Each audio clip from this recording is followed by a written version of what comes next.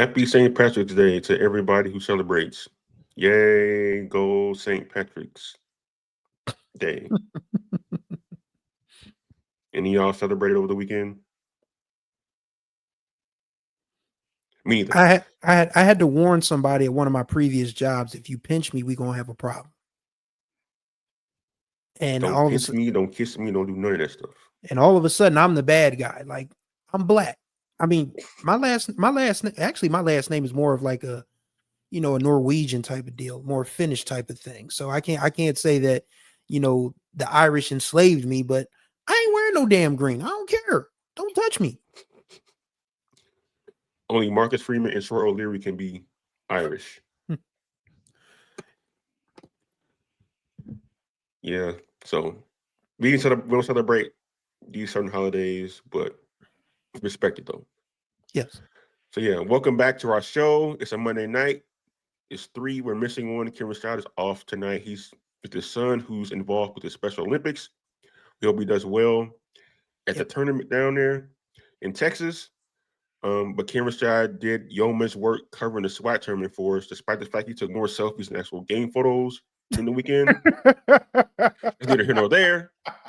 You got some banging post-game video, though. That's what Cameron Stroud was there for, to take all the post-game video. But we love him nonetheless. That's why he's the boss. He can do what he wants. But tonight's show, we're going to talk a lot about college basketball. We're going to recap the SWAC, the MEAC tournaments. We're going to talk about the NCAA tournament. We'll talk about coaches upset with their seeding. We'll talk about coaches excited about their seeding. We'll talk about coaches that actually resigned today after the tournament was over. So first off, I want to go back to Saturday, the MEAC championship game with the men. It was a great game between Norfolk State and Christy was already know I'm going this one. Between Norfolk State and South Carolina State, that literally came down to the final few seconds of the game. It looked like for a minute South Carolina State might pull it out. They had a big time lead at halftime.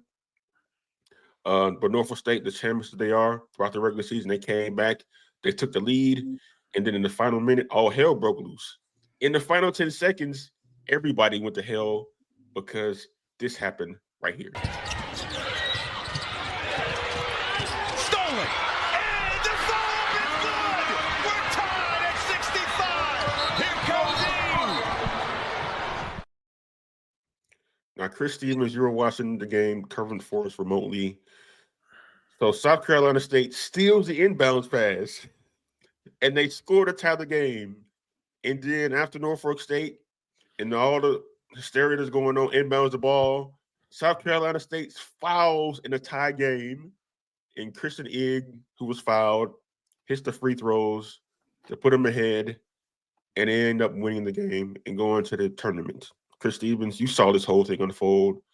What were you thinking about what South Carolina State was thinking at the end there? I empathize with that young man because that's something that's going to live with him forever. But my initial thoughts were Whiskey Tango Foxtrot. I could not believe what I was seeing. I mean, first of all, Norfolk State went up 10. Norfolk State was up 10 with like 2 or 3 minutes left. I said, well, good try, South Carolina State, but they rallied back. That inbounds pass, I jumped up off my seat. I was like, oh, we got overtime. And then I was like, no. And then you can see Eric Martin saying, you didn't need to foul. You didn't need to foul. I was like, I don't know. Basketball IQ, and this is not me knocking a young man. This is my editorialization of basketball in the 21st century as is. Basketball IQ is something that desperately needs to be taught and learned again across all levels, not just, the young man at South Carolina State, but I've seen NBA players do stupid stuff. I cover high school basketball in Delaware. I see Delaware high school kids doing some obscenely insane stuff. We've seen Chris Webber call timeout when they had no more timeouts left from the Final Four championship game. Yep. He should have got called for a travel before that. That might have rescued him from making that mistake. But anyway, yeah, it was just like, this can't be the way this ends. This can't be the way this ends. So Ings makes the first of 2 free throws. And Jalen Johnson, he had a good look. It just went long. And it was just, that's the way the ball bounces. But I think what probably needs to be talked about more is that Robert Jones has just done a phenomenal job plugging and playing with that program. I mean, it sucks. I mean, but he'll take it either way. His famous post game quote was, "The trophy was that girlfriend that was hanging up with them cats at DC for 2 years, but she came back home to daddy." Shouts out Coach Jones for that. But yeah, it's a tough way to lose a ball game. Probably not a way you want to win the ball game, but I doubt Norfolk State is complaining at this particular point in time. So it stinks, but it's just the fact. It's just one of those things that where you see basketball in the 21st century, you see how it's taught now, and how instead of kids just learning, the ins and outs of the game, it's all about your bag now rather than your basketball IQ, and that hurts South Carolina State at the worst possible time. I know like a lot of people bag on how many timeouts coaches take at the end of games in college basketball, but you often see in the college game, like in a scenario like that, the team scores a tie the game, the coach would immediately call timeout to reset everybody, to go over strategy, go over coaching points. But in that case, no timeout was called. And so, like, the kid didn't know the score, obviously. He made the foul, ended up costing the team at the end. But, Jared, that sequence kind of reminded me of last year when Langston, who we're going to talk about a little bit later in the show, had a lead in the final minute of the NAIA championship game and just had a total meltdown. What are your thoughts about just the way this game played out for both teams on Saturday? Well, I unfortunately wasn't able to watch the game because I was off covering Langston, who was in the NAIA tournament, who, as you mentioned, we're going to talk about Zula, who's still in the tournament, and other teams who are in the NAIA tournament and also the D2 tournament.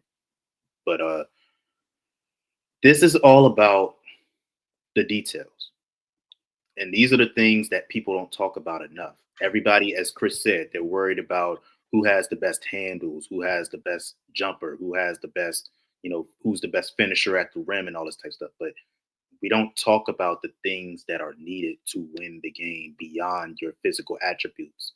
It's about, as he said, IQ, knowing how many timeouts you have when you're in a huddle, knowing what the score is, and knowing the situations of where they are aligned during an inbounds pass, and so that we can get the foul in a proper time and things of that nature, like knowing how many fouls we have before we're in a penalty, knowing that's the stuff that we don't talk about enough. And that's a lot of what AAU culture took away from us, is because everybody is worried about looking like the flashy guy going viral when nobody is talking about the things that are needed to be the winner. That's why guys like Tim Duncan are so underappreciated, because he was a guy who won his whole career, but he wasn't flashy, but he knew the details. That's why Greg Popovich is one of the greatest coaches of all time, because he coached the details. And that's what a lot of these guys aren't getting. Not to cast aspersions on the young man who committed the foul. Unfortunately, he's going to have to live with that, but it's all about the details. And that's unfortunately what did South Carolina State in. But hey, look, as the old saying goes, I'd rather be lucky than good. And Norfolk State was good and lucky that day, and they are going to the NCAA tournament because of it. Yeah, back to this comment right here from D-Lobe 2010. Yeah, that was a bad comment by whoever said that, man. Like, we saw over the weekend a player from North Carolina commit a lane violation at the end of the ACC semifinal that cost the Tar Heels the game, which they didn't hurt him that much that they made the tournament. Yeah, like, this is not in basketball. Like, kids in these situations make mistakes. We talk about Chris Webber calling timeout.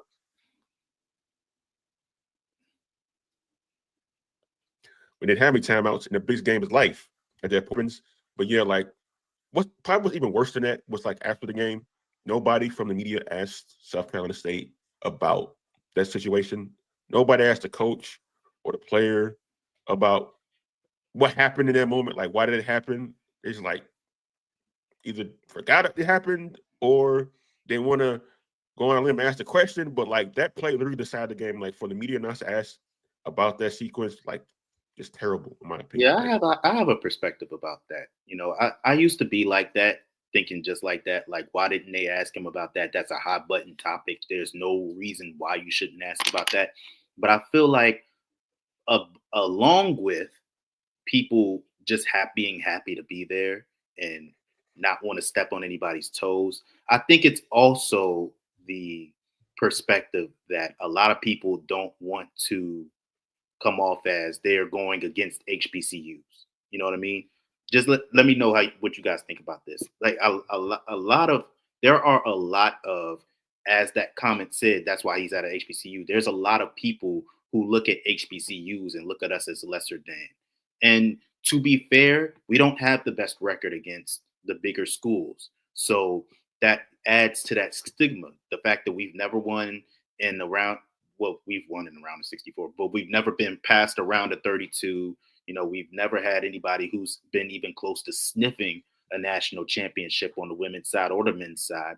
So they look at us as the lesser conference, and they look at HBCUs in general as lesser competition. So I feel like these reporters, when they're in these rooms and they see these guys that are looking sorrowful after a loss, they don't want to add to that stigma, and they don't want to be looked at as somebody who is putting HBCU players and coaches down, or HBCU programs down. Just something that I'm throwing out there just to add a different perspective. But while saying that, you also have a job as a journalist. Yeah. You also have a job to ask the tough questions. You know, not to get dark here, but we see news reporters who have to report on some of the most tragic news in the world, and they have to ask those questions to not only the people who are surrounding the situation, but people who are directly involved. So it's not a job for the faint of heart. It's not a job for the weak-minded. It's not a job for people who are in tune with their emotions. Sometimes you got to separate yourselves from those emotions and do what the job demands of you. But that's just a perspective that I have on the situation that kind of turned for me with this. Yeah, it was unfortunate that they didn't ask it, but like you said, Jared, like sometimes like you don't have to ask those questions. Like they're obligated, these coaches are to speak to the media after the game, and like you ask them a question, they're gonna answer it. You might not like their answer, they may get upset, they may say something untoward to you, but like you do the job by asking the question. So in that moment, I was like, that play literally decided the game. It wasn't like something that happened like in the early in the second half or early in the first half. We can like forget about it, but like that play literally decided who was going to the tournament.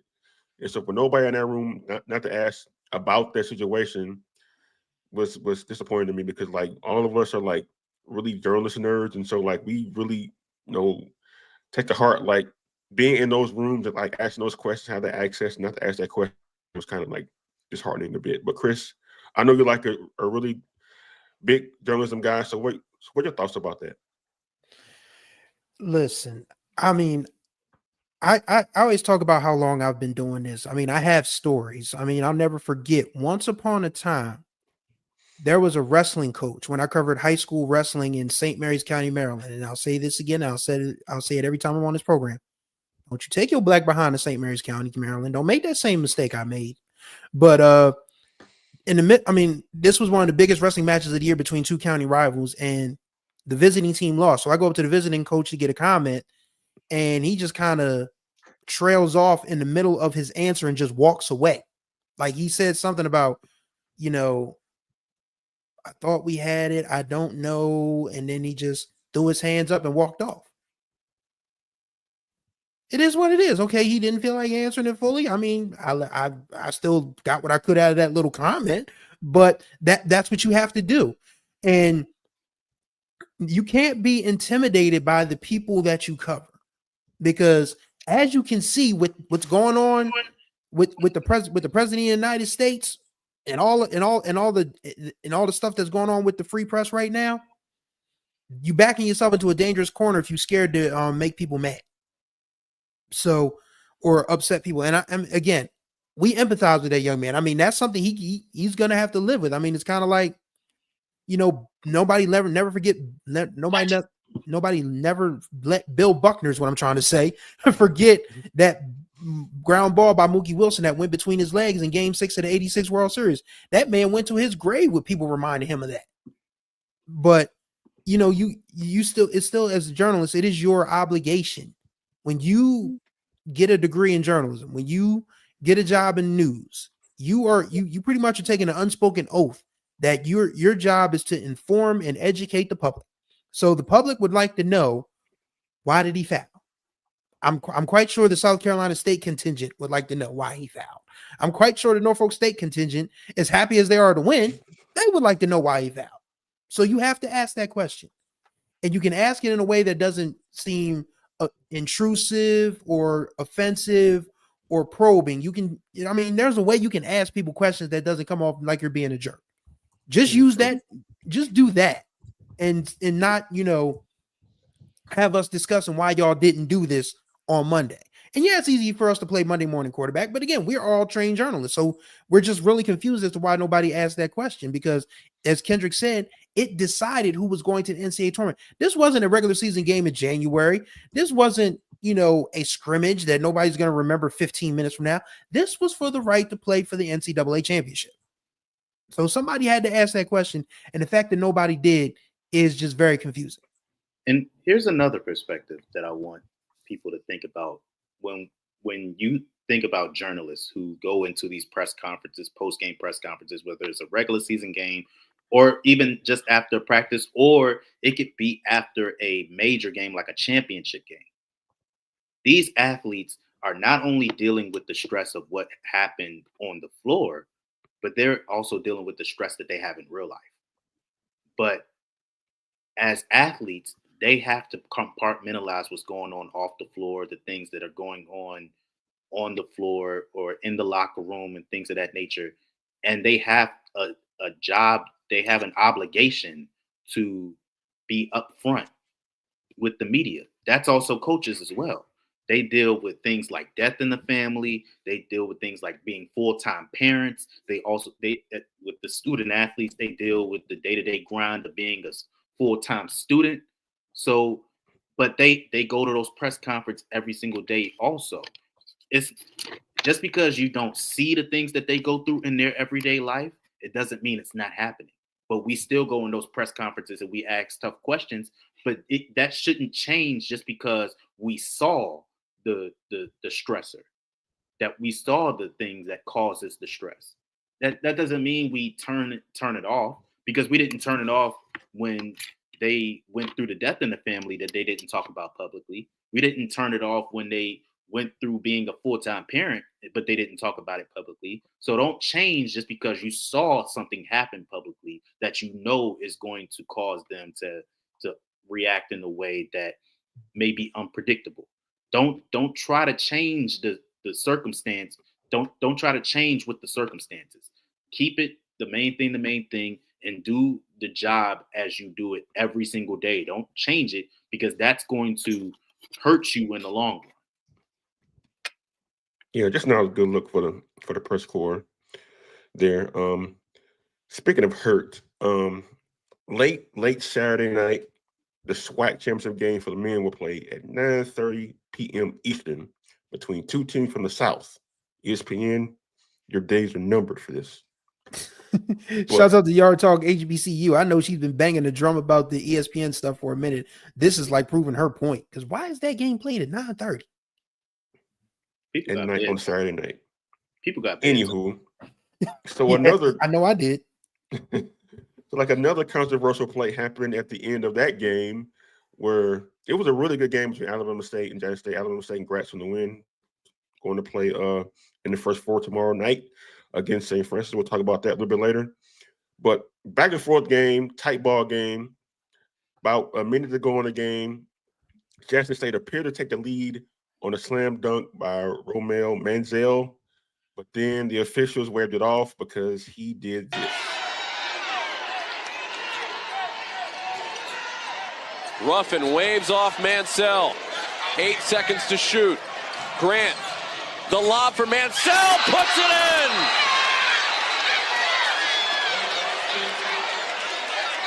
in! Will this be waved off? Interesting call coming up here. see.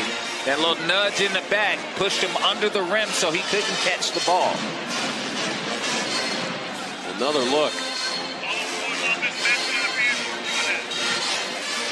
And they are. As you see, Manziel grabbed the rim before he had control of the ball, and they called basket interference. Dang, this game could have played in Europe. They would have counted. But Jackson State would go on to lose the game. Alabama State would go on to win the SWAC championship game and go to the tournament. But Chris, your thoughts on this play? In real time, I thought, like, how they waving it off? But when you, like, understand what the rules are, you realize you can't do that. It makes sense. Just thoughts on the play and, like, how it kind of turned out. I wish y'all could have seen my face when Kendrick put that thing up on the screen, because I thought that was just your garden variety alley-oop. I was like, they called that basket interference, but then when I looked back and saw that his left hand was on the other side of the basket, I was like, oh, okay, now I get why they called it.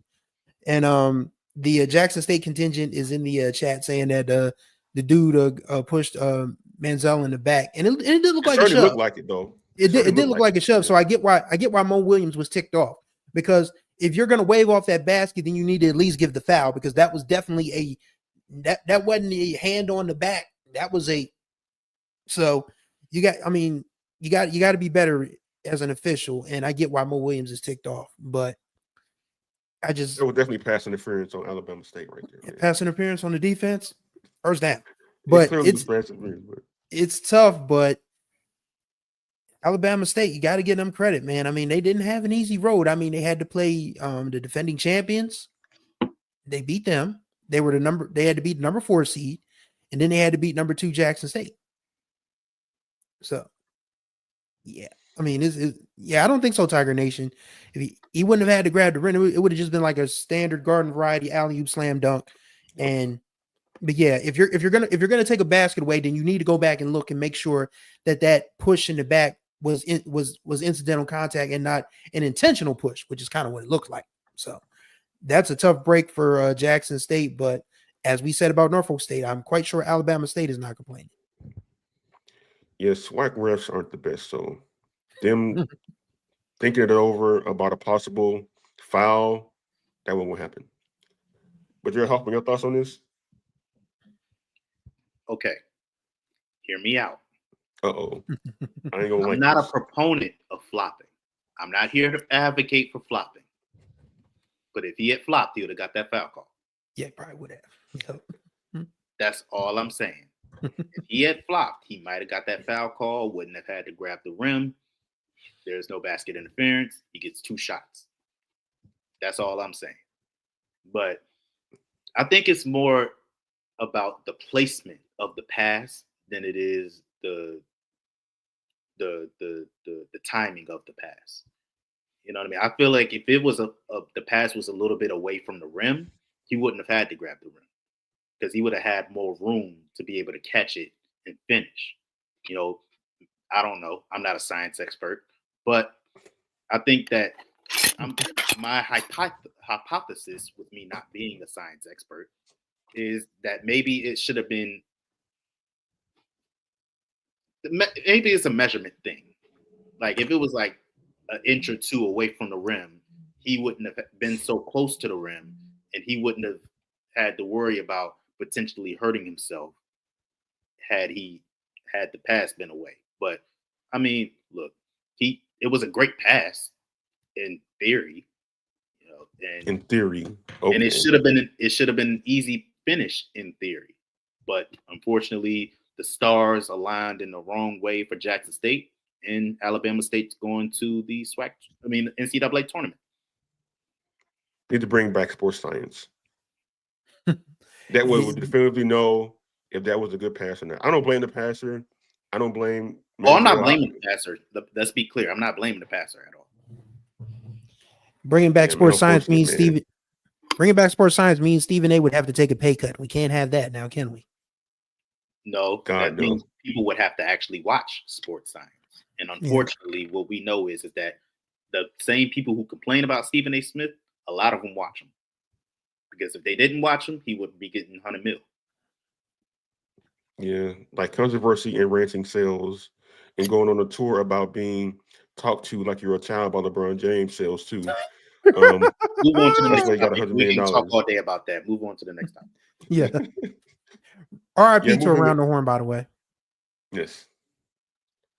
So sticking with tournaments, yesterday the brackets for the men's and women's Division I basketball tournament were revealed. You had Southern and Norfolk State on the women's side. You got Alabama State and Norfolk State on the men's side. They're gonna be playing this week, starting with Alabama State. They're gonna be playing tomorrow, actually, in the first four against St. Francis on True TV. If no one is, look at your TV guides right now. Study the TV guide right now to find out what True TV is. So I think out of all these games, probably the team with the best chance to win is obviously Alabama State. They playing a team that's not as good as they are, or on par as they are. But a lot of people, after the bracket for the women's side came out, were saying, "Oh, Norfolk State, a 13 seed, they got a chance to actually beat Maryland. Could an upset happen?" And the MEAC been pulling off upsets in the first round on the men's side for years. Maybe the women's turn. So, fellas, what we think of these matchups? It's going to be starting up on Tuesday, starting with the first four game, going to the weekend with Norfolk State playing at Maryland, starting with Jared Hoffman.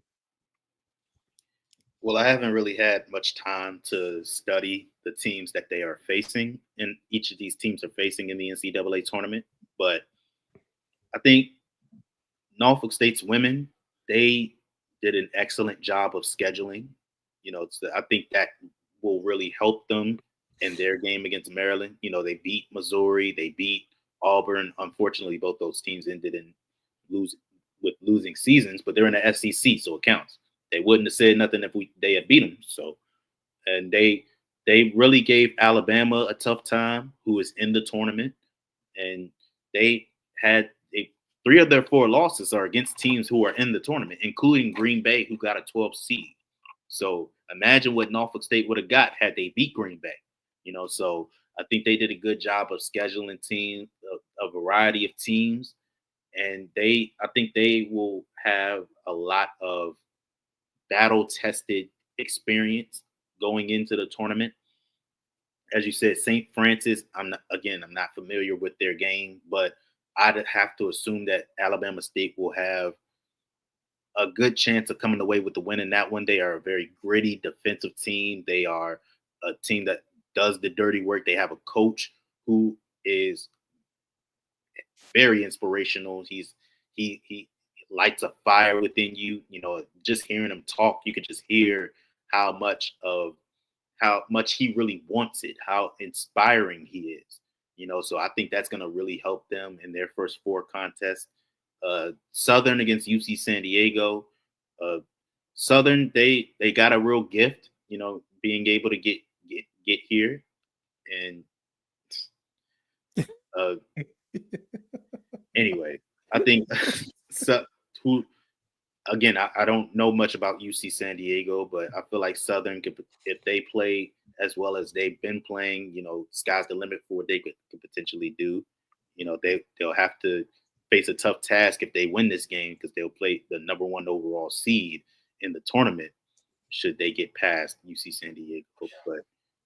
And just like Alabama State is going to have to play, I believe I forget who Alabama State will have to play if they beat St. Francis, but It'll be Auburn. They have to play Auburn. Oh, Auburn, right? Yeah. Alabama and Auburn, man, that's a Charles Barkley dream right there. But Norfolk State and Florida, extremely tough draw for Norfolk State.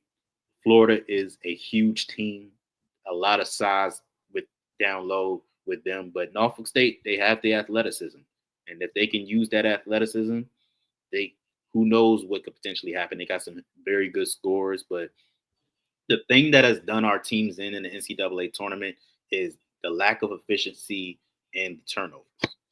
If they can find a way to be efficient and cut down on those turnovers and execution, and being able to take advantage of the opposing team's turnovers, because you can't have empty turnovers. You can't have turnovers that don't turn into points. Like you have to find a way to convert those things into points. Like being able to get up and down the floor before the defense is able to set and communicate and with matchups and stuff like that. Like it can't be a half court game basically.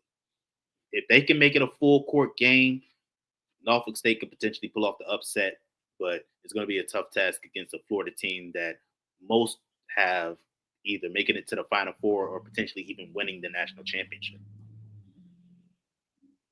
Yeah, Chris, of these games is going to be happening this week, which Black college basketball team has the best chance to win? I actually see three possibilities. People are going to call me crazy. But obviously, I think Alabama State beat St. Francis because St. Francis wasn't even they were picked 8th to win the NEC. So this is just found money for them. They're just happy to be there. So I feel like Alabama State should win that game. UC San Diego, they've never been in this part of town before. This is their first ever NCAA tournament appearance as a Division I school.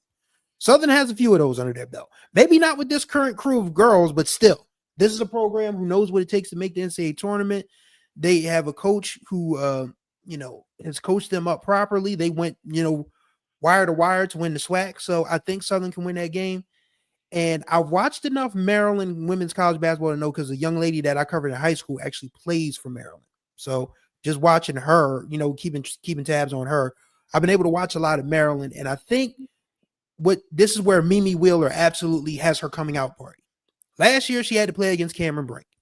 She's not going to have that problem this year. Maryland's post players, they're decent. I mean, Sailor Poffenbarger, she's a good rebounder. Christina Dulce is like their wing.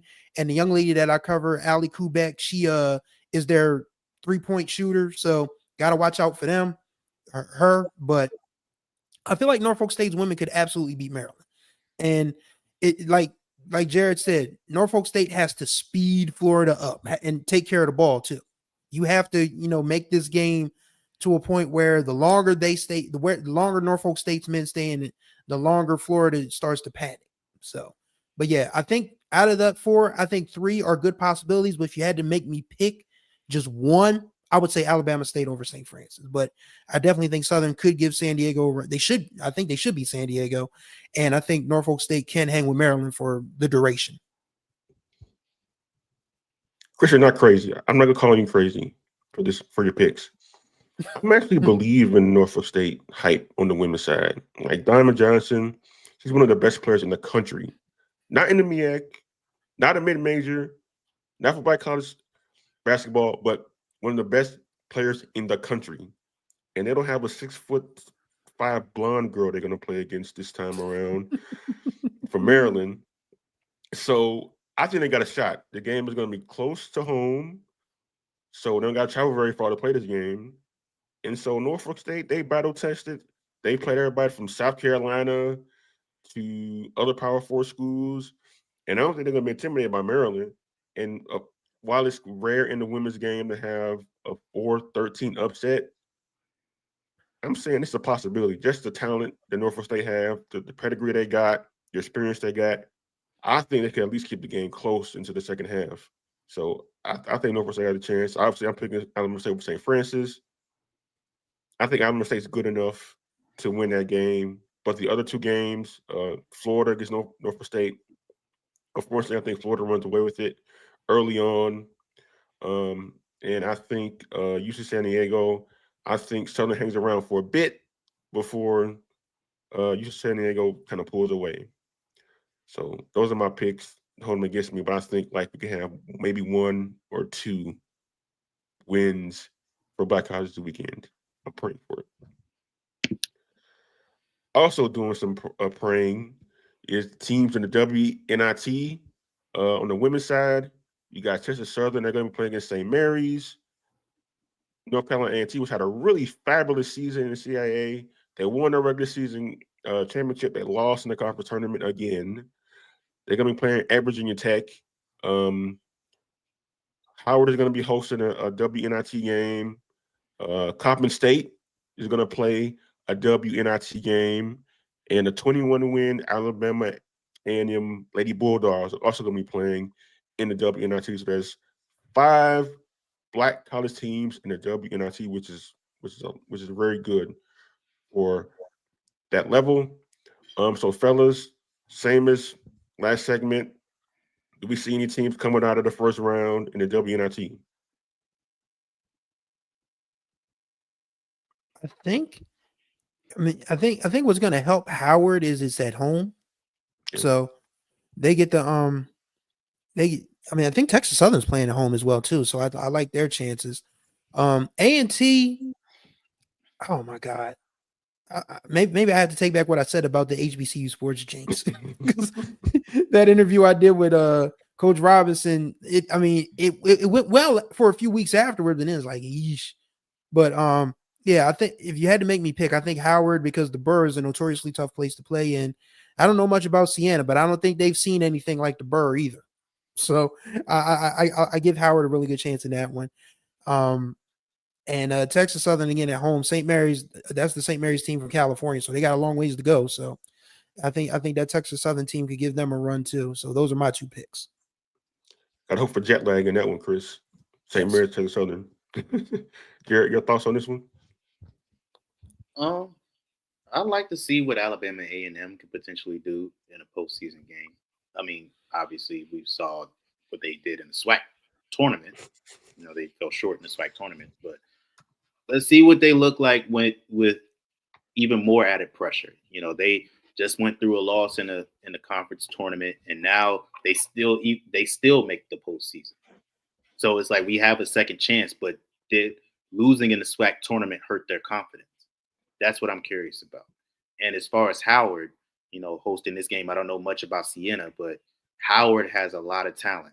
Destiny Howe, had she not lost the year that she lost, who knows where Howard would be now, but I'm curious to see how they play. Are they going to be too comfortable because they're playing in the Burr, or are they going to look at it as extra motivation to get a win? We'll see how that turns out. And North Carolina A&T, they gotta bite this stigma somehow. They've been too good to continuously fall short in the conference tournament. We saw what they looked like in the MEAC. They were very good in the MEAC. Hasn't been the same in the CAA in terms of postseason. In the regular season, obviously they're great, but they have to find a way to get some postseason success, and this is another chance for them to do so. But if you ask me who I'm looking forward to seeing, I'm looking forward to seeing how Alabama A&M does in the postseason. Yeah, I want to say, didn't North Carolina A&T win a couple games in the WNIT last year? Yeah, they won they made it to the quarterfinals last year.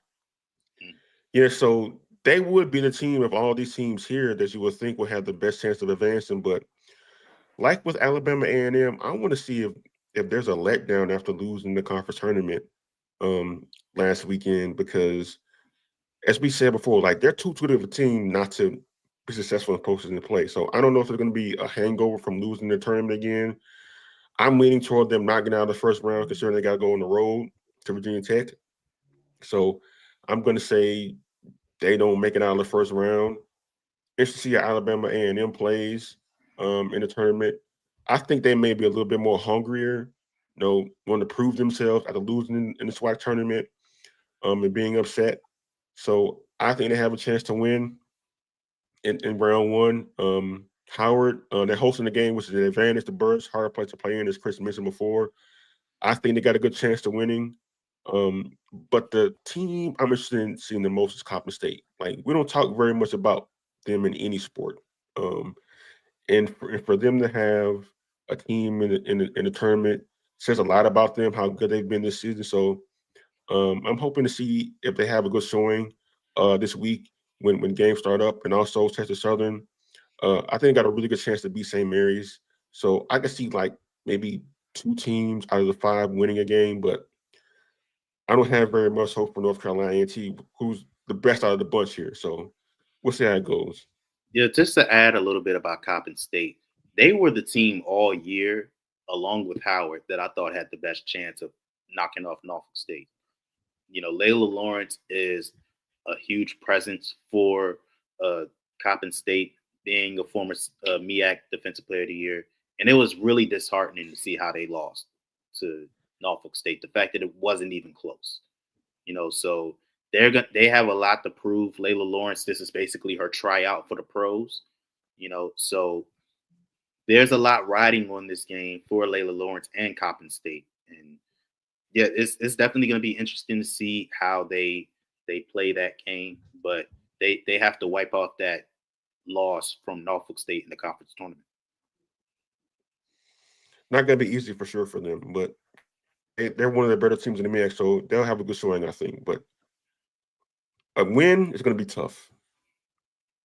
And speaking of tough, the tough Langston Lions, both the men and the women, they advanced in the NAIA tournament over the weekend. And our intrepid Division II NAIA reporter, Jay Hoffman, has been following this tournament very closely.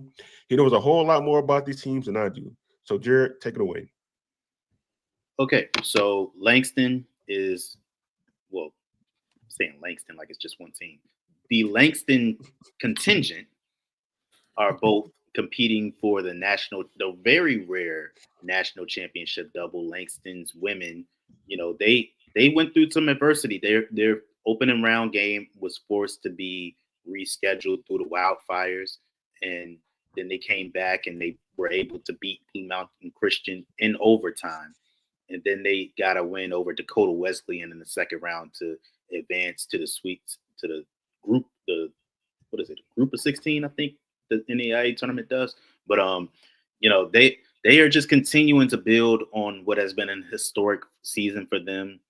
Their first NAIA tournament appearance in a while, and their first season under their head coach, who was previously an assistant on the men's basketball team. And speaking of the men's basketball team, the reigning national championship runner-ups, they are wiping off what was, by their standards, a pretty disappointing regular season. They lost 7 games after only losing a combined 4 in the previous 2 seasons. So they have really shaken off those struggles and have won their first 2 rounds. And yeah, they're moving in the right direction. They've won some pretty tough games. And I think going forward, it's going to be a tough task for Langston's men because they're playing the number 1 seed up next. While I forget who Langston is going to play in the next round. But also a team that's not on here that's still in an NAIA tournament is Zula's women. And Zula's women have been nothing short of dominant. Won both of their first 2-round games by double figures, and they are a 6 seed. So that's even more impressive that they beat a 3 seed by 25 in their last game. So Zula's women is a team that you really need to keep your eyes on because they are looking like a national championship team right now. And I'm blanking on who they all play in the next round, but I'm going to have my eyes locked on each game, especially the Langston games, because that would be historic for them to pull off the national championship double. Going to be a tough task, but they have the talent and they have the coaching to be able to do it. Uh-oh. He broke the streak. Oh, God, I broke the streak. Dang. Back to 0 again. 4 weeks in a row, man. I was perfect. And then I blew it. Jesus Christ. You fouled when you didn't have to. I fouled when I had to foul. I called timeout when I had no timeouts, man. Or in the Bears case, didn't call a timeout when we had 2 timeouts left. But anyway, now for the controversy and intrigue. So, we mentioned before, top of the show, tournaments are happening all over the place. Norfolk State men and women, just like the Langston men and women, are in a tournament. The men, as we mentioned before, are going to play the Florida Gators. And Robert Jones, the coach of Norfolk State, not happy about playing the Florida Gators. Not because he got to play the Florida Gators, because they're a 16 seed despite the fact they won 24 games. And boy, Robert Jones kind of questioned the process of the selection committee and why they were picked as a 16 seed yet again. Look about the work, trying to shock the world. It is what it is. I think they got us on the rankings, on the seeding. I mean, we played a really good schedule. You know what I'm saying? So I don't understand why. Is it that much of a MEAC bias? Is it that much of an HBCU bias? I don't understand really what's going on because we played who you wanted to play. We beat who we were supposed to beat. We beat them by the metrics we were supposed to beat them by, and we still got a 16 seed. So I'm not quite sure what is it. You know what I'm saying? But with that being said, we're going to be ready to play. Why not us? Yeah, video courtesy of WAVY TV in Norfolk for the video. So he was pretty not happy about being the 16 seed. He said, like, our resume speaks for itself. We should have got a better seed, maybe a 14 seed, a 13 seed like the women's team got, instead of being stuck with playing one of the 4 best teams in the tournament round 1. So, Chris Stevens, your thoughts on what Robert Jones said? Is he justified in being upset at the committee? Yes, because starting off, there's no way Bryant should have been a 15. No way. The America East is not what it used to be. And yes, you get to you went, and Mina Kimes said this on Around the Horn last week, that they have to find a way to stop putting conference champions in the first 4 and in these lower seeds, the way they do. Because if you're telling me that, North Carolina, they did make the play-in, which is going to be funny. We'll probably discuss that a little bit, but I don't see a scenario where a 24-10 Norfolk State team, I think what probably hurt them maybe was coming down the stretch when they lost those 2 games to Central and South Carolina State. Granted, South Carolina State had a phenomenal year right up until the foul. So, I mean, I don't know why you dock them for losing to a team they ended up beating in the championship game anyway, because that's how it feels. But it's unfortunate, but I have faith that Coach Jones and his guys are going to be ready. Like we discussed earlier, they're going to have to find a way to speed Florida up. They're going to find a way to, take care of the ball. But again, there's just nothing about Norfolk State that says 16 seed other than the fact that they're HBCU. And that's just a larger perception. That's not our perception, obviously. But that's the perception of everyone outside of what we do. I know you're from Maryland, Jared Hoffman, but do you feel any sympathy at all for Norfolk State's position right now? I mean, I can't, because that would be like babying them, and they don't need anybody babying them really in this situation. It's just the way it goes. Nobody's going to feel sorry for you, whether you're 16, 15, 14, or 13, because only one team could be a national champion, and that's what everybody's after. It don't matter what your seed is, So if you were a 13, 14 seed, you were going to have to face them anyway if you wanted to win a national championship. That's all that matters. If you lose in a round of 64, what does it matter what seed you were? So I'm not educated enough on the situation to really comment on them, whether they deserve to be a 16 seed or not, whether or not Bryant should have been a 15 seed or not. I'm not qualified to speak on that. What I'm saying is that nobody's going to feel sorry for you either way. If you don't get past the round of 64 as a 13 seed, 14 seed, 15 seed, 16 seed, what's the difference? If you all lost in the same round, it's no difference. So that's a part of the grind to becoming a national champion. It's not easy. It's not easy if you were a 1 seed or 2 seed, 3 seed, 4 seed. How many 1 seeds have we seen go down in the past couple of years to 16 seeds or to 13 seeds or to 12 seeds or whatever? We've seen plenty of teams fall. That's how it goes. So no, I'm not gonna hold his hand and say, yeah, you right, they cheating you, and no, because that's being unrealistic. That's being unrealistic, because at the end of the day, you want to be a national champion, right? This is the road you're gonna have to take to become a national champion. So I'm not saying that he doesn't deserve to have that grievance. You are very much allowed to have that grievance. But if I agree with him on this and be his yes man, then I don't want to see him be great, and I want to see him be great. So I'm not going to give him that excuse. Be the extraordinary coach that we know that you are, and get your team prepared to play against Florida. Robert Jones, you were listening, you heard Jared Hoffman said, get your stuff together and man up and play Florida like a man, despite being 28-point underdogs. That might be generous. We've seen 28-point underdogs fall. We've seen 28-point underdogs win. It ain't nothing to it. Who are these people that make those money lines anyway? Bunch of people that ain't never played the game. That's who. At the end of the day, it don't matter how many points you're favored to win by or you're an underdog to win by. It don't matter who.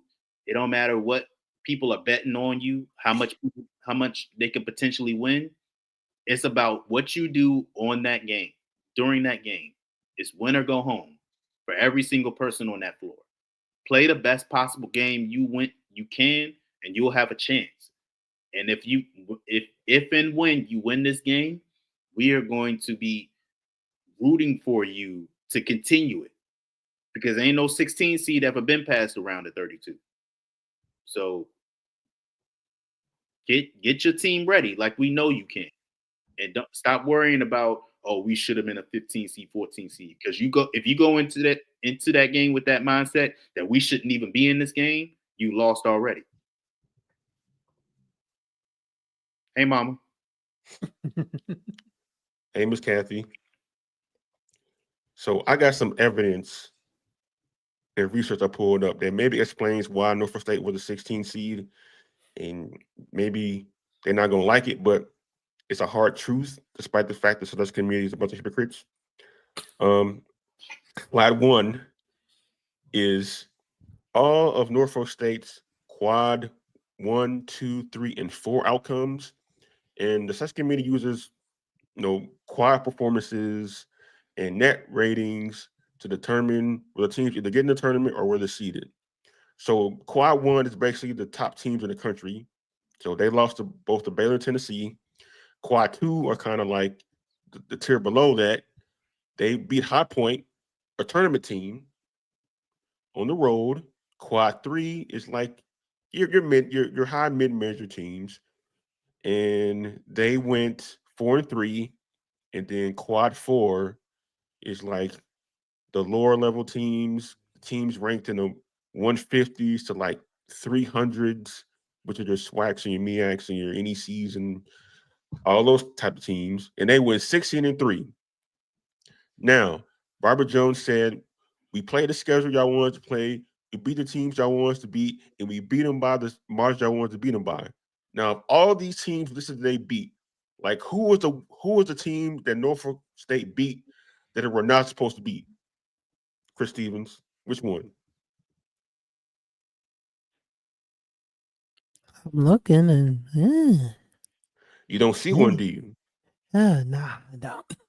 You could argue maybe High Point. You could argue maybe Stony Brook. That's about the only one. Stony Brook was buns this year. They were not a good team in the Coastal. Yeah, so, but they did the bulk of their work against teams who are kind of like themselves. And despite the fact that Norfolk State had the best net rating of all the 16 seeds in the tournament, which is not saying a bunch, it was 183. This is what kind of did them in.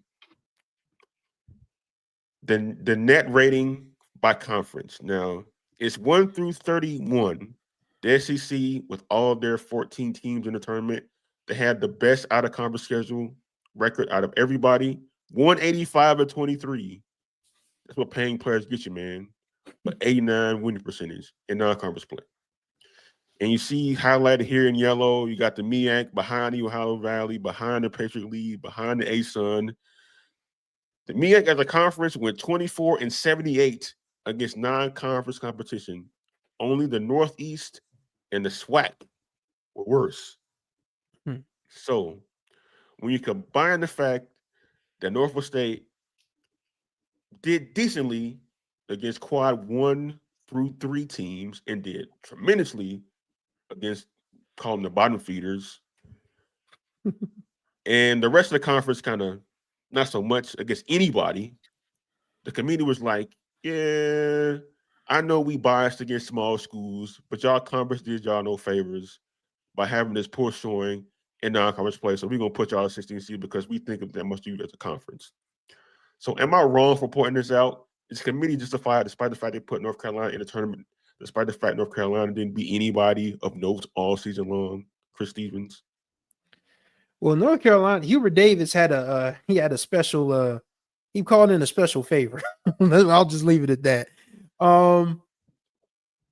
Yeah, I mean, you go 24-78, and honestly, because Delaware State played the Washington Generals of HBCU athletics, that shouldn't count. So it should be 23-78, to be quite honest with you. So They did play Virginia Lynchburg. mhm. And Washington Adventist and Penn State Wilkes-Barre, who are not. Stop making my point for me, Jared. Stop it. Yeah, I mean, if those count among your 24, but you lose 78 to teams that are like you, I mean, obviously you're going to lose if you go play a Power Four. It's rare that we beat Power Four teams, but if you're losing to teams that are on your level, like if you're losing to teams in the MAC, in the Northeast, in the Coastal, in the Big South, in the Southern Conference, you can't complain. And I wanted Norfolk State to be a higher seed. Like I said, I still think Bryant as a 15 is egregious, but the committee saw something different. And then when you look at this numbers, it's like, okay, so maybe they are a 16. But now you got a chance to prove that you're anything but a 16 against the team that a lot of people on these hot take shows pick to win the whole thing. So this is what Robert Jones and his guys signed up for. Now they got to go out and take advantage of it. I don't think they're a 16 seed. I think the committee saw the MEAG was like, yeah, they come from a conference as a 16 seed. And no matter what they did, sort of going undefeated throughout the regular season, they were going to be a 16 seed because the rest of the conference didn't play well. And Charles McClellan, SWAC commissioner, who was once the chairman of the Division I men's basketball committee, always says like the entire conference has to do well in non-conference play. They have to schedule up to their weight class, pretty much. And so when you got a lot of these teams scheduling all these Power Four games on the road to start the season and losing most of them, at the end of the season, despite the fact you might have a really great team in your conference and they win the conference and they go to the tournament, they're either going to be a 16 seed or they're going to be in the first four because they take into account the conference scheduling, the conference schedule, the net rating, how you do in the different quads. So like if your conference isn't strong in those circumstances, you're not going to get respect from the committee, no matter how good you think you are. Well, we got 24 wins. Well, yeah, but your conference only won 24 games total in non-conference play out of 78, more than 78. But out of 90 something games y'all play in non-conference play and throughout the season. So it's imperative that every school in the conference schedules better and they win games supposed to win and not play these in these little tournaments and against Power Four schools. I know they're money games. I know they're needed for the budget, but like at the end of the day, when it comes tournament time, like the conference ain't getting respect because all people are going to see is that win-loss number. They are not going to know about, well, Norfolk State is a really good basketball team. They've been a good team for the last 5 or 6 years. To me, you don't care about that. They care about what has your conference done? What have you done outside of your conference? So until that changes, teams like Norfolk State are going to be 16 seeds. Yeah, so go undefeated next year, man. or lose maybe 1 or 2 games. Only way start at that 16 line. And keep that mindset at the door. Let this be the last time you complain about being a 16 seed. Because it ain't nothing gonna change. We've been talking about this for years, that we got teams that look like they could potentially pull off an upset, and it don't happen. Let's stop going into it with the mindset that we deserve better seeds. No, go out there and play your best and show that we have talent. Because nobody cares at the end of the day. There's nobody that watched that Robert Jones interview and was like, oh, man, I totally agree with him. On the outside. There's nobody on the outside that was just like, man, yeah, they did him wrong. No, because we haven't done anything that put ourselves on the map to be able to complain about being a 16 seed. And what's the difference between being a 16 seed and a 14, 13 seed? How many 13 seeds have won a national championship? So what does it matter? Who cares? Yeah, sure. There are teams that made it to the Final Four that we talk about today, the 06 George Mason team, the what's that school? VCU made it to the Final Four from the first board. Yeah, VCU and Butler, they made it the same and year. Butler, yep. Yeah, not just I was thinking of some other team, but Florida Gulf Coast. That's what I was thinking of. Like, we've seen teams make deep runs, but what puts you in the history books forever is being a national champion. There's never been a 16 seed, 15 seed, 14 seed, 13 seed, 12 seed, 11 seed that has won a national championship. So who cares? Who cares? Yeah, Hampton won a game in 01.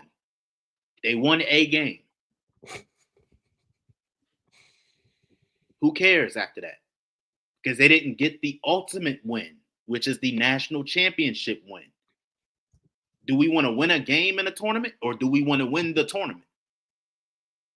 Because if you want to win the tournament, stop worrying about what seed you are and what seed you deserve, and go out there and prove that you deserve the better seed. And speaking of which, like, I want to go a little right here about complaining coaches. It's not just Robert Jones complaining about seeding. You got Don Staley complaining about seeding. You got the coach of USC women's basketball complaining about seeding. Y'all number one seeds, man. Why y'all complaining about where y'all seated, the bracket y'all in, who y'all got to play? Like, y'all the best of the best.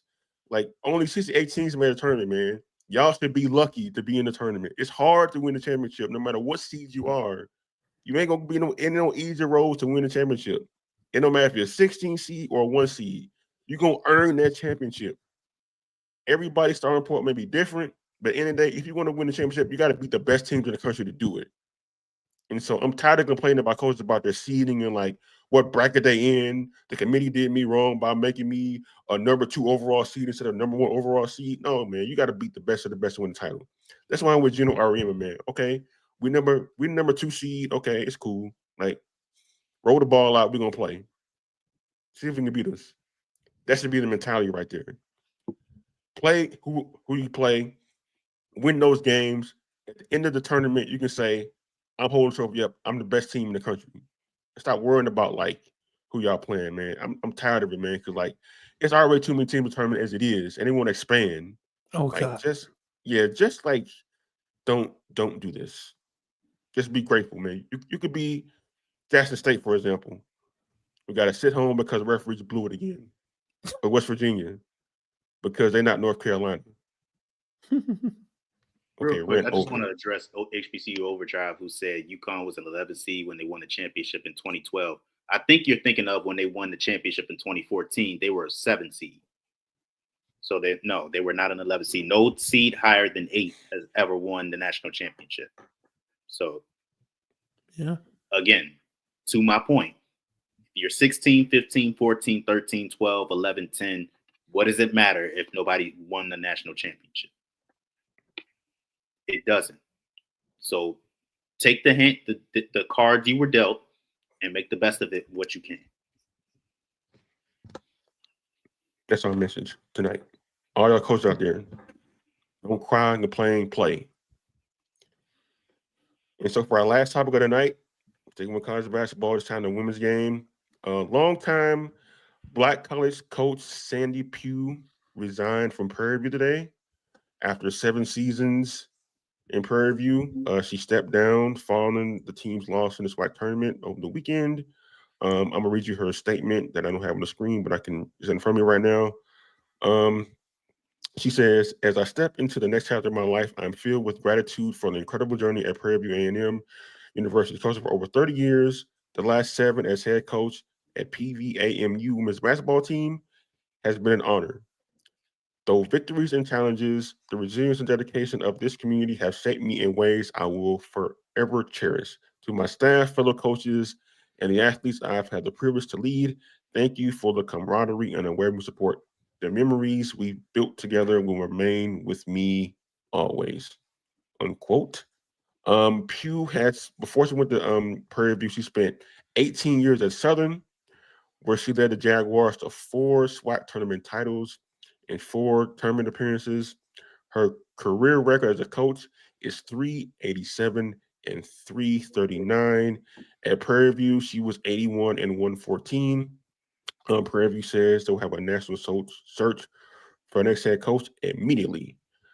Christine, we wrote about today. Your thoughts on Sandy Pugh, her career, her stint at Prairie View? I think it probably ended in a disappointing fashion for her because she wasn't able to replicate the success she had at Southern. But I think it's important to note that no one, I mean, obviously the Southern community knew how good Coach Pugh was, but we really need to do a better job of, playing up the virtues and, the successes of coaches that may not be, out there like that, because I was shocked to learn that she had coached as long as she did at Southern and she was as successful as she was. I thought, okay, she didn't get to the tournament in 7 years in Prairie View. I get why she's stepping down, but she probably felt like she could win at Prairie View and it just didn't work out for her. So, I mean, but you still have to, again, she finishes a 25-year coaching career with more wins than losses. Who among her and her peer group can say that? Not that many. So she deserves a ton of credit for what she's been able to do. Maybe she's going to take a break and come back and, hopefully, lead another program a little further along. But it's just interesting when you start to see people that have been coaching a long time end up walking away. Like Ed Davis retired from Morgan State women's basketball. And, this was before Jared's time, but he led Bowie State to a couple of D2 Sweet 16s way back in the day. And he was the women's basketball coach at Delaware State when I was a student reporter there. So I've known Coach Davis for a long time. And just to see people that you kind of sort of grew up, watching and just seeing them kind of, retire at some point, it's like, wow, the wheels of time do change. And hopefully, Coach Pugh is at peace with her decision. Hopefully Prairie View finds somebody that can lead their program, because that's another school that they have the resources, they have the facilities to be great. So hopefully they can find the next person to lead their women's basketball program. The boss is here, so we gotta be in our best behavior. Kim Rashad, what's up, man? How you doing? Hey, what's up, fellas? We can't call it. What are we talking about today? Basketball? Yes, basketball. You did go to a basketball school, I did. Grambling State, yeah. I did. Are we done? We're in the last segment right now. We're talking about Sandy Pugh retiring. You know what? I'm gonna say this, man. I shouldn't be surprised that she's leaving. But I'll tell you now, I'm gonna always remember Sandy Pugh more so for what she did at Southern as opposed to what she did at PV. I've had a chance to kind of interact with her through press conferences and so forth. But man, as far as I can remember, she's always been a class act. Whenever you would take the time to talk to you, she would talk to you. And, best of luck and best wishes to her going forward, man. I don't know if she's done coaching, but it would be nice to see her, maybe back on the sidelines at some point in the near future. But I like Sandy Pugh. Really, really nice person. Class act. Now, are we done with Sandy Pugh? Because I do have something I want to say that needs to be said. Well, that's why you're here, of course. Yeah, but this may not go well with some folks, but this needs to be said. All right. I covered the SWAC tournament this past week. Great event. First time in Atlanta. The venue was great. Very intimate setting.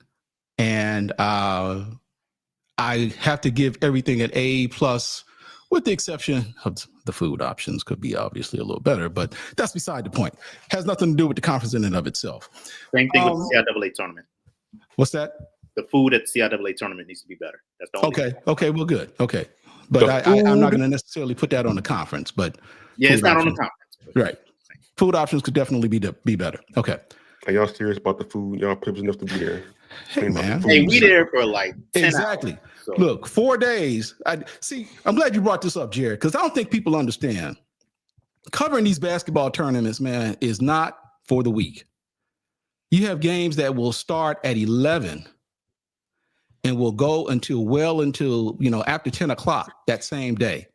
And that doesn't include the time that we have to spend afterwards or press conferences and then having to edit videotape or people trying to make deadlines to get them out. I mean, it takes time. And for the knuckles, whoever made that damn finals game a 9:30 Eastern, whose bright idea was to make two SWAC schools, the SWAC champion, play at 9:30 Eastern?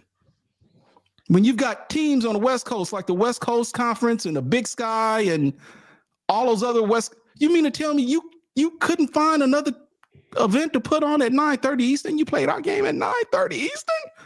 We were literally on Eastern time playing at 9:30. And by the way, I saw somebody online saying they did that because they had to make time for after they cut down the nets. That's not what happens. It does not take that long to replace the nets. Like the CIAA's championship game happens within an hour after the game is concluded. So that lets you know that it does not take that long to replace those nets. Uh-huh. So but this is what I really want to say, and I talked to Kendrick about this a little earlier. To you folks at Jackson State. Uh-oh.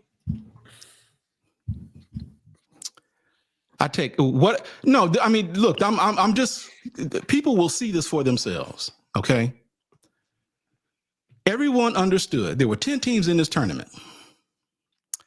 And we all knew when it was all said and done, guaranteed there were going to be 9 teams to lose. Guaranteed. There was only going to be one tournament winner. And as difficult as it probably was, no, you don't have to do that. You don't have to do that. You don't have to do it. Put it back. As difficult as it probably was to lose, I understand, man, these kids put a lot of time and effort. They're looking forward to the opportunity to win in the SWAC tournament with the hopes of maybe playing in the NCAA tournament, considering that the SWAC is a one-bid conference. I understand the emotional effort that goes into, as well as the physical effort that goes into an event like this. But if you're going to win with class, you're going to have to lose with class as well. Here's the way it goes. When these games are over with, when each of the conference games are over with, the losing team typically, and this is kind of standard for most tournaments, there's typically after the game a 5-minute cooling off session in which the losing team goes on first, and typically that includes the coach and maybe a player, typically 2 players. They go into the press room, they take questions from the media, and then they leave, and then of course the winning team comes in afterwards. Because typically those press conferences typically last a little longer. Understandable. But I want you guys to go back and look at all of the footage, and if you'll see it on the HBCU Sports YouTube channel, where we put the post-game conferences, post-game interviews. And I got there Thursday. The tournament started Tuesday. And if you want to go and look at the feeds of the SWAC Digital Network and the post-game conference there, you will see that every single school, whether they won or whether they lost, managed to have a coach and team members from the team participate in the post-game conference. So Jackson State, when the women lost, who did they lose to? Did they lose to Southern? Yeah, it was Southern. They lost to Southern. So why is it that when it was time for Margaret Richards to come out and address the press conference, we were told by Jackson State's SIDs that they were only going to limit it to 2 or 3 questions? And then why is it that when she came out, none of the student athletes were with them? I understand it's an emotional moment. I understand that the last thing that you want to do is to talk to members of the media. But when you know what the protocol is going into this, what makes you think that you have to be different than everyone else? This is beneath you. Go and look. You will see that in all of those post-game conferences, Jackson State's Margaret Richards, she's there by herself. That press conference may have lasted 2.5 minutes, in which someone there from Jackson State was doing this. Cut it off. That's enough. Then Jackson State men's lose. Mo Williams comes in by himself, barely answering any questions. I get it. You don't want to be there. You're pissed off. You had a chance with an opportunity to go to the NCAA tournament, and it didn't happen. But none of the players came out because I guess they were in their feelings, and they didn't want to necessarily address questions from the media. And Ashley Robinson and other members there, after about 2 or 3 questions, you're doing this, saying, cut it off. I'm going to just simply tell you this right now to the folks, to the athletic department at Jackson State and Ashley Robinson. Congratulations on being named athletic director of the year. But I'm going to tell you this now, brother. This is beneath you. This is beneath Jackson State. And to be quite honest with you, it's really unbecoming. Everybody there lost, man. They were guaranteed to be 9 teams to lose.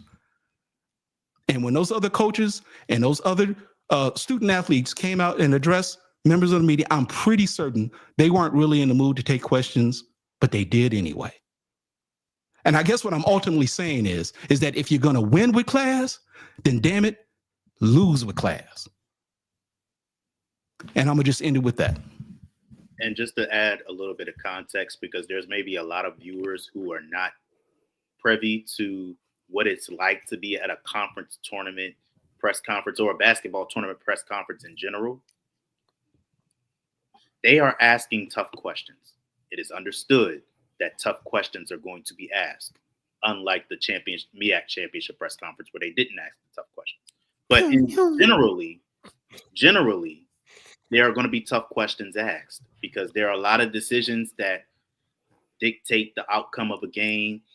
It may be a situation where it was contentious between the players and coaches to begin with, but they sign up for that.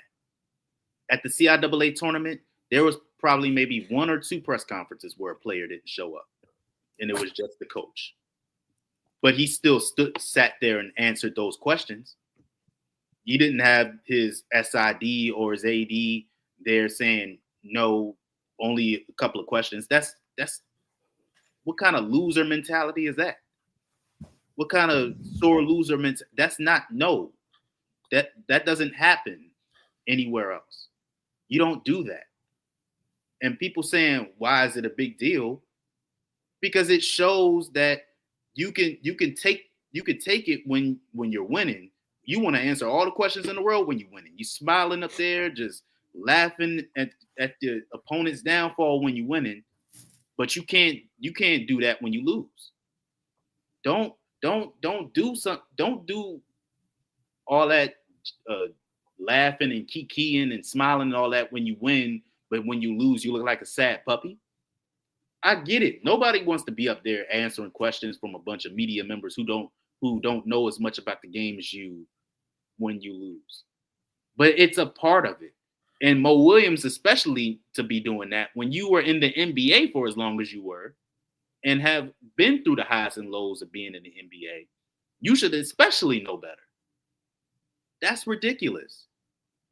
That's ridiculous. Exactly. Keep that same energy. Keep that same energy. Wins and losses are going to happen. That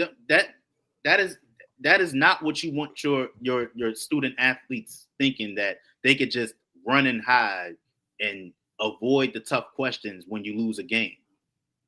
There are going to be tough questions that you're going to have to answer in every situation in life, beyond sports. You don't want your players thinking that it's okay to just be like, oh, I don't want to answer that question, or I'm going to give a half-step answer to the question so we can move on so I don't have to talk about it no more. There are some conversations that are just unavoidable. And that is a horrible life lesson to be teaching your student athletes, that we could just run and hide and avoid the tough questions. Amen. That's exactly. I mean, look, that's why I said at some point you point the finger at leadership. This is a leadership moment. The student athletes are just what they are, students. They're learning. Your job is to lead them.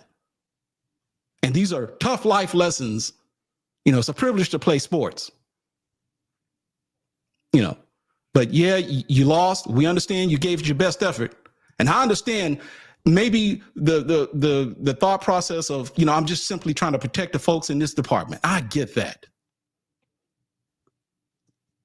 But like I said, man, if you're going to come out and you're going to have everybody in there and you're going to take questions from the media when you've gone to the next round, how come you can't show that same grace when you unfortunately your tournament is over and you're going to say, you know what, to the student athletes, you don't have to come out. I'll take care of it. And then when you do come out by yourself, you're only going to take a couple of questions and you're going to be done because you no longer want to be there. So, I had to say that. It had to be said because nobody else was going to say it. And all you got to do is just look at the videotape. You look at all of the interviews that were there, win or lose. And I shouldn't have to give shout out to Nate Kilbert in Alcorn State. And as disappointing as it was for them to lose when they lost, man, I'm telling you, he was there. He had both of his players there, and they took those questions and they moved on. So, I will just simply say this. Jackson State, you can probably learn a lesson or two from your neighbors down the road. Yeah, we talked if you're going about to win with class, lose with class. Yeah, we talked at the top of the show about the South Carolina State kids and their coach after the game, the way they lost, which was a horrific way they lost the game on like a play where one of their players forgot what the score was and committed a foul, ended up deciding the game. The coach was there. 2 players were there. They answered questions from the media. It's difficult to lose in a situation like that, especially getting that close to a championship. It's heartbreaking. And from the player standpoint, I can understand why they don't want to talk because they're young kids, and a lot of them hadn't been in a predicament before. A lot of them emotions are not in the right place to be speaking to the media at that time. So maybe the coach trying to protect them, and it happens like famously Lincoln Riley at USC after losses wouldn't let his players speak to the media, which a lot of people criticize him for doing that. And they should especially have. at a place like USC. Yeah. But I think in those moments, like you got to talk. Like you may not like being there. You may not like the fact you lost. We understand you lost. It's difficult to talk about losing. No one's talking about losing, but like it's part of the responsibility you have as being part of the team and representing your university and representing the league you play in too. So I'm not going to be too harsh about it. But I would say like if every other team is doing it, then like your team should do it too. Yeah. You are not above the conference. You may think you are, but you're not. No. That's all it is. I mean, it just like I said, man, that had to be addressed. It's just not a good look. It really isn't. Yeah, and I think one of the biggest problems is that, I mean, I hate to keep banging this drum or beating a dead horse, as it were, but when you see, leaders in government running from the media or just, being smarmy with the media or just refusing to answer questions, the country follows their lead. And, when you see, when you see the president of the United States talking about fake news, not going to talk to you, not going to talk to you, not going to talk to you, fake news. When you see the president of the United States doing that, everybody else is like, well, I can do that too. And that's what you get sometimes. And I mean, this isn't this program taking shots at Jackson State because Lord knows, somebody probably say, but this is the school that was guilty of it. Nobody's trying to take shots, and I'm not taking shots. I'm just simply saying it just wasn't a good look. Sorry, Chris, go ahead. Sorry. Yeah, I mean, it's just, I mean, I would be disappointed if Delaware State did this. I would be annoyed if Delaware State did this because we have enough experience with losing where we're used to it. I mean, it's like, hello. We just went halfway across the country to Hawaii and lost. So, all the way across the country to Hawaii and lost the football game. But you can't just duck and dodge all your problems all the time. You can't duck and dodge questions all the time. Like there are questions, that you're not going to be able to avoid, like end of care for a parent, or if if somebody's proposing to you or you're proposing to somebody, you got to ask that question. You got to hope they have an answer. So life is a series of Q&As basically. Yeah, and how you resolve those Q&As is how you survive this thing called life for as long as possible. Because the reaper comes for all of us eventually, but while you're here, you got to learn to deal with things that aren't sweet, that aren't tidy, that you can't wrap up in a neat little bow. You have to deal with life as it comes. And losing a basketball game is life as it comes. Yes, South Carolina State, the player made a mistake. It's something that's going to live with him forever. Yes, Jackson State probably got robbed on that alley-oop called basket interference. But when you want to talk about those things to kind of sort of get it off your chest so it doesn't consume you, that would be my thought process. But, as far as, Jackson State just kind of like is skewing media protocol, it's not a good look. It's nasty work. And again, it's not befitting of a university who is like one of the gold standards of HBCU sports. Like they can do much better than this. And just one more thing, and just to reiterate a point I made earlier, and I know we got to go, but like these athletes, whether it be professional, college, high school, or whatever level they're at, they deal with a lot of things off the court. They deal with real life things that we will never understand. They like I said before, they deal with death in the family. They deal with being a full-time parent. They deal with being a full-time student. They deal with legal trouble, potentially. A lot of these athletes do.